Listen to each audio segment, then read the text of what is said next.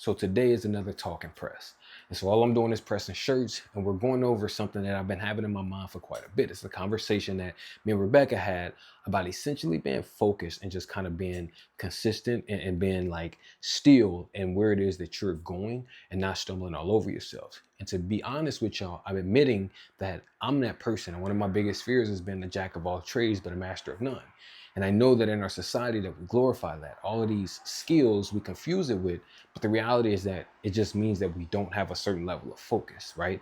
Things are not happening. Also in this video, what you're gonna see is at the beginning, I got a call from one of my clients who's also sort of a mentor. And essentially, he kind of ended up offering me a little more money than what I was expecting. So that was cool. It kind of made me think about, should I be switching what I'm doing or should I not? But then again, that's the point of the video. Y'all enjoy. Today, I am printing a order. It's a 3-piece order for a barbershop. They're a returning customer, and so they don't necessarily have to adhere to the new policies, not yet.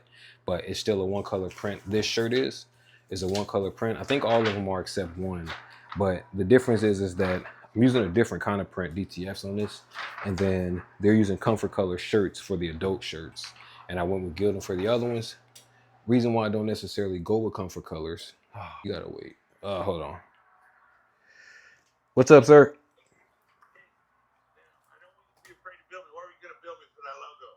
Oh, I don't even know. Let's talk about it. I want you to. What are you thinking? Throw out a number. I mean, you throw out a number. I'm thinking 1,200. Okay. You thinking more? No, I was thinking around that. I was gonna say 1,000. Let's go. 1,250. 1,250. Okay. And then add 250 more for the shit I'm about to have you do. Let's do it. Because I need widgets. Okay. Right? I need them round. I don't know how to open that SVG. Oh, okay. So the SVG will be for like your the SVG will be for like signs and things like that. Like a lot of yeah, those companies. That's for other companies. So I gave you as many files as I can for like any company or whatever it is that you're gonna use that logo for, and you already have those. Could you send me just I need it. You send me a vector, but can you send me it on white and on black? Yes. Okay. So send you know where you put it in the PDF? All those different colors? Send me those as PNGs, as files. Okay. So you want so how about I just send you each one of the colors with all of the files? Yes. Each one of the Yes. Okay, sir. Yep. I will do that. And then just let me know which widgets and things like that so I can get going on that. I'm finishing up an order right now, and then I'll start working on your stuff. Okay. I'm with it. All right. I'll get that going. Thank you. Yes, sir. Bye. It's kind of how I be working. Like, yeah, I saw it right there. It wasn't fake.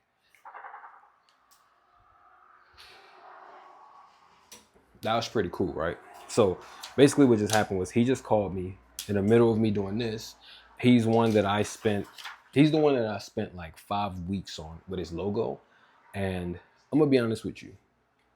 I haven't done logos as a business for so long, but I completely rebranded this company. And I've been running back and forth all around or whatever. And he basically asked me, how much are you thinking? Now, I'm happy I didn't open my mouth. I always let him, like, what do you think it's worth to you? Which is essentially what I was trying to say. He's a big guy. He's kind of been a mentor to me. So I'm still kind of figuring out that like confidence level. Now, if it was shirts, I would have told him straight up, this is the price. But I'm still trying to work my way into being able to brand. Anyways, that branding plus widgets plus color palettes. I gave him a whole file of that logo and all that. And it was really just a logo, some colors, and now recreating the logo in different ways or whatever. But with that, plus he just ordered more shirts from me. So with his widgets and just his logos, he wanted to offer $1,500. Cool. Because for me, that'll be like hella order. So that definitely helps me a lot, taking $1,500 for that. And then outside of that $1,500, he was also saying that, like I said, he's got there'll be another like $500 because he just ordered like a bunch of polos and stuff. Basically, what I'm saying is like, this is where I be saying sometimes when I be torn, and this is how immediately you can see on camera, like sometimes I'm like, I don't know what to do. So like I'll bounce from thing to thing because it's like clearly that's gonna generate more income than this right here, right? He's like, oh, you're worth 1,500, right? You know, a little gassed up because it does make you want to do it more. I wish y'all seen my definite major purpose. Like if y'all seen my definite major purpose, y'all would see why I'm gassed up. I remember I was 16 years old and I told my pops, I was like, yo, I am going to make money like with my gift. I'm not gonna do like make money any other way. And basically, you know, anyways, back to what I was saying. So I was trying to say that Rebecca and I had a conversation and she brought up something very, very interesting, to say the least. She said that when she listens to Gary Vee and she listens to Alex Hormozi, she said, ain't it funny how all of their like advice and stuff seems to contradict each other, yet both of them are very successful. I thought that was interesting because I'm like, it's very, very true. And I think incidentally, she's like reminding me like a lot of this shit really comes down to like you, right?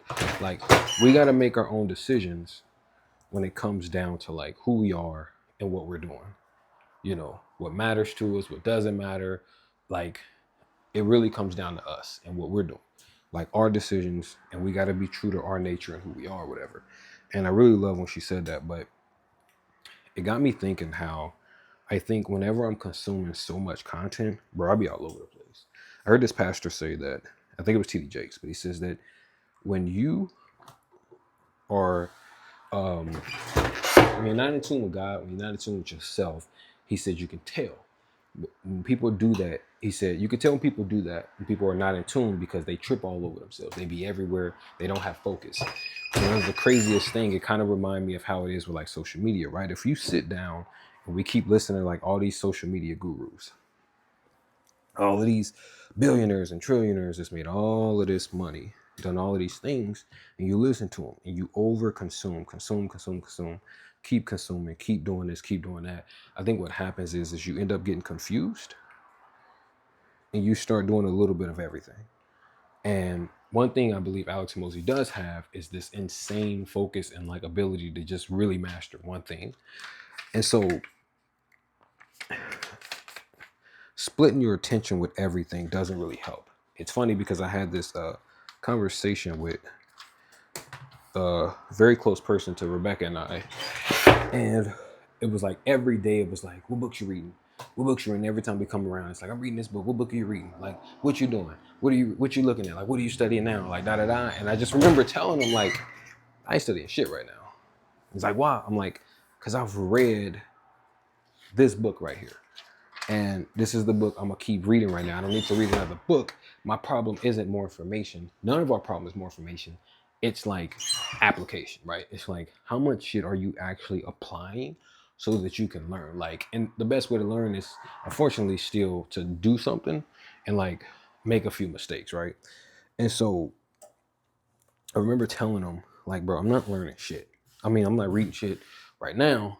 All I'm doing is trying to apply what I've just learned. And so I'm focusing on one single book over and over and over and over and over. And I'm essentially trying to apply that to my life. And he was just like, like, you know, okay. And I was like, look, man, I don't think we need more information. I think the more information we get, the more stagnant, the more like still that we become right, stand still. We become exactly these people. You know what I mean? And we get froze because it's too much information and we actually don't move. It paralyzes us to have too much information. And I think he was kind of getting it. But really at the same time, I think I was preaching to myself. That brought me back to like too much information, too many ideas. The same reason why I'll be 1 minute making an app, and then the next minute I might be pressing shirts, and then the next minute I might be, you know what I mean, designing brands, and then the next minute I might be, you know, into Bitcoin. And it's because that I'm consuming or learning about way too much shit that I can't focus on one thing and get really good. And so it takes me back to being a jack of all trades and a master of none, which is, again, sounds great, but it's low-key the worst fucking thing, because it's what are you really good at and what can you really take to the next level, right?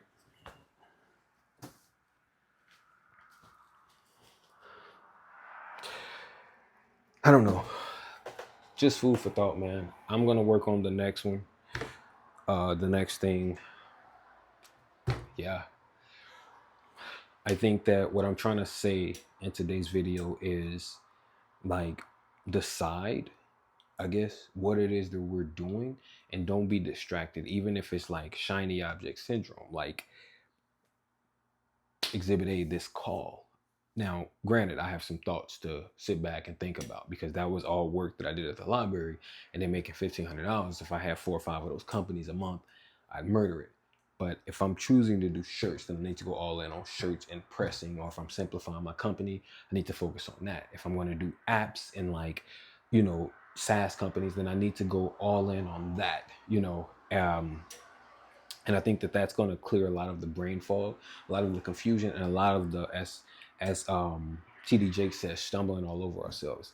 So that's all I got today, man. I think choose what you want, and decide, choose a path, decide who you listen to. And I think we should start consuming less. That's books, that's information, that's content, and start applying. I think that there should be a new rule of, like, you got to apply like X amount of whatever before you can consume X amount of content or information or whatever. Like I said, my belief as I end this is we don't need more information. We need more application. Deuces, I will see y'all. Okay, so super exciting. I have to jump back on and let y'all know that he just sent me another message. But basically what he said was, he said that it was a lot of back and forth. He called me again and said that he was super happy with it and offered me another $250, which means that the $1,500 that he offered me initially has now went up to $1,750, which makes it a lot more tempting to really do that. But he's the guy that's constantly telling me, hey, you're really good at this. You should push this. You should pursue this. This will make you more money, and you can do it with just your skills, which is what you wanted to do. So that was super cool. I just wanted to share that with y'all, that I did get offered an extra $250. So I now make $1,750 from doing a logo and branding with the company as one of my first ones. Yeah, as you know, that's unexpected. So all of that is going to go straight towards debt, because we're still in this cycle. But I'm super excited and super blessed to be able to do that. As always, y'all be safe. God bless y'all. And I will see y'all in the next one.